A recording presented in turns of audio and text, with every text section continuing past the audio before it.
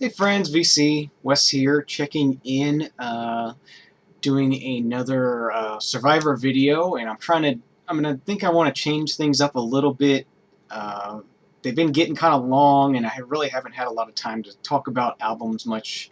So I think I'm going to try to do just really quick, short, around 5 records each time. Just do some shorter ones where I'll actually have some time to spend with each record and talk about it some more. Because that's the point of the Survivor series, is really to dive into the music and the records themselves and really talk about them and what I liked about them, what I didn't like about them, etc.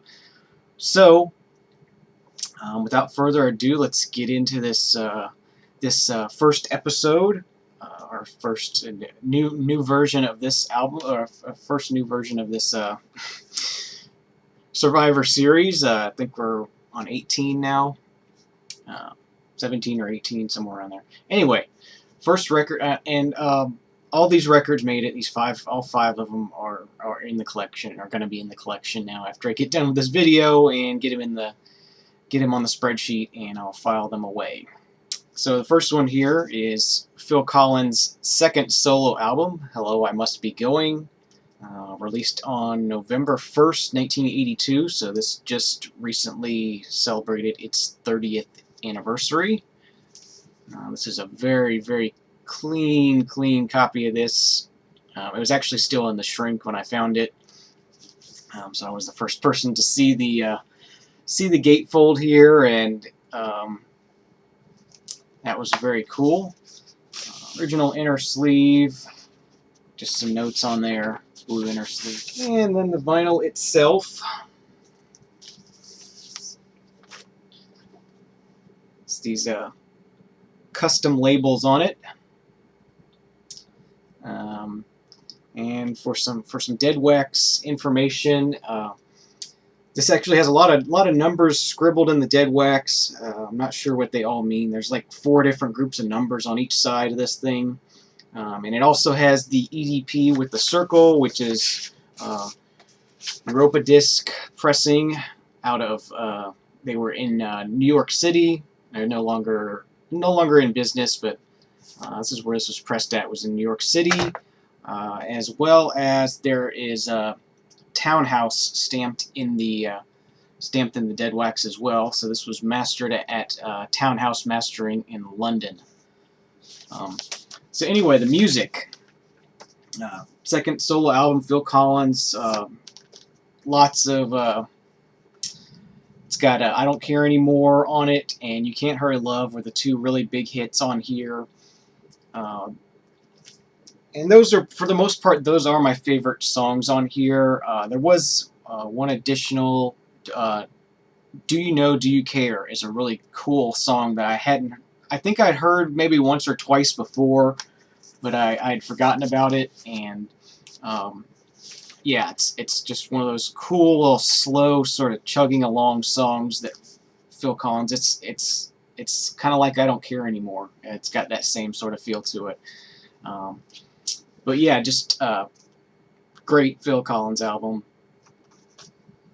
I'm a big fan of Phil Collins, so definitely like this one. Okay, so next up we have a 2-album set. This is Allman Brothers Band Beginnings. This is a 2-album set that includes, basically, it's their first album and their second album in one package. So it's pretty cool. That's Andreas. What are you doing on the Allman Brothers band there? It's right there. It looks like Andreas to me. Anyway, but yeah, this has the Allman Brothers band debut album, and then the Idlewild South is the second album.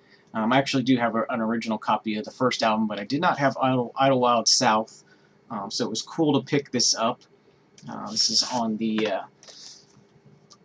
Atco yellow labels, and a couple things going on in the deadwax. We have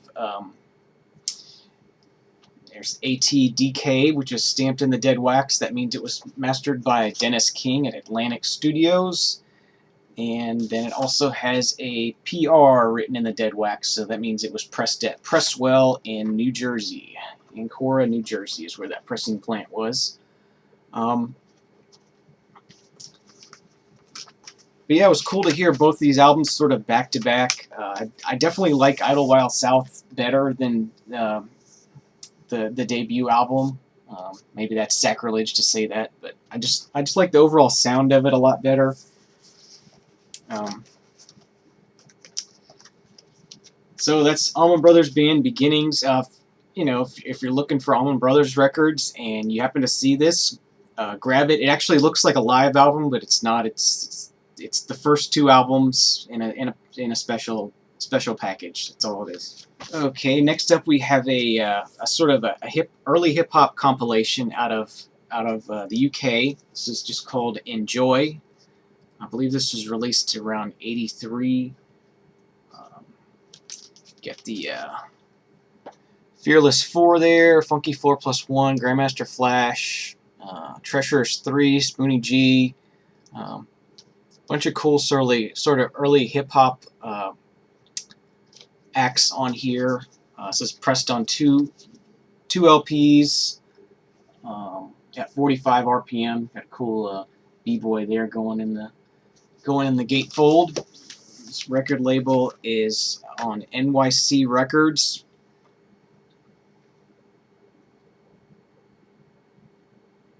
Which is actually out of the UK.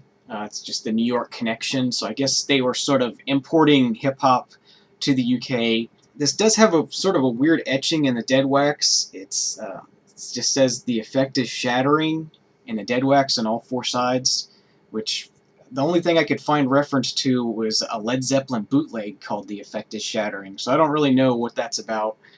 But yeah, cool early hip-hop compilation there, and happy to have this in the collection. Sounds great. Yeah, nice clean pieces of vinyl pressed at 45 RPM. Just really good stuff. All right, moving on, we have album from Elton John, Blue Moves. Blue Moves was Elton John's 11th album, released in 1976, and this was his last album for a while. Actually, he did a couple of live shows to sort of promote this album, and at one point he just said, "That's it, I'm done," and just quit.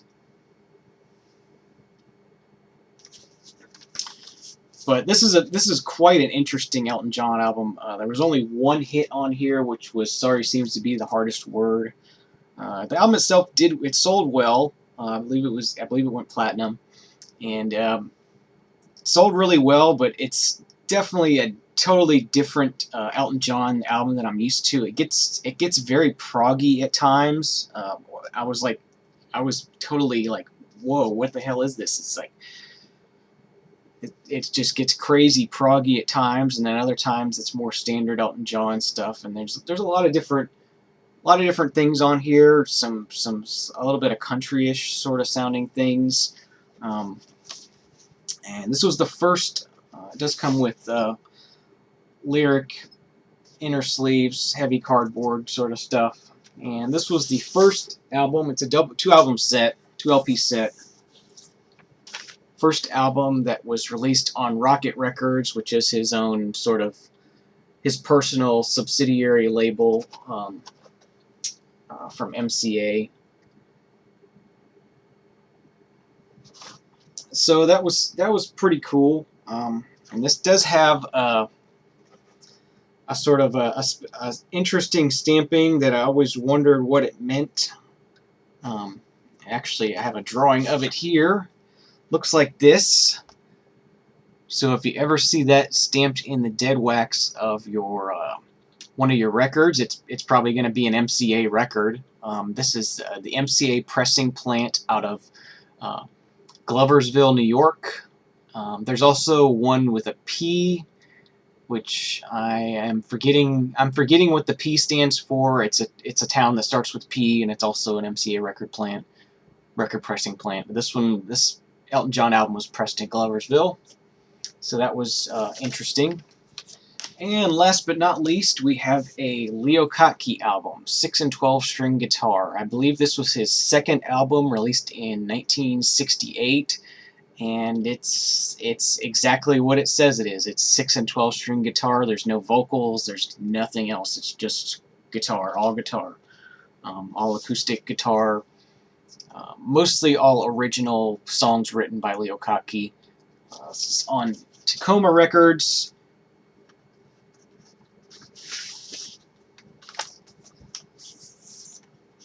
Has this beautiful purple and gold label on it. Yeah, I really like the label on this.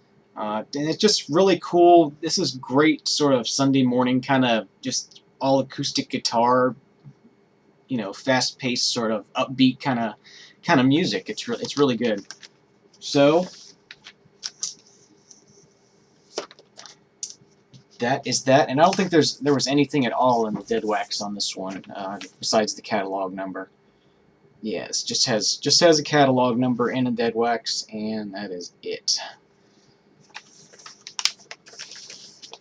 So that's the first episode of the new Survivor series. Let me know how you liked it. Leave me some comments and let me know what you thought.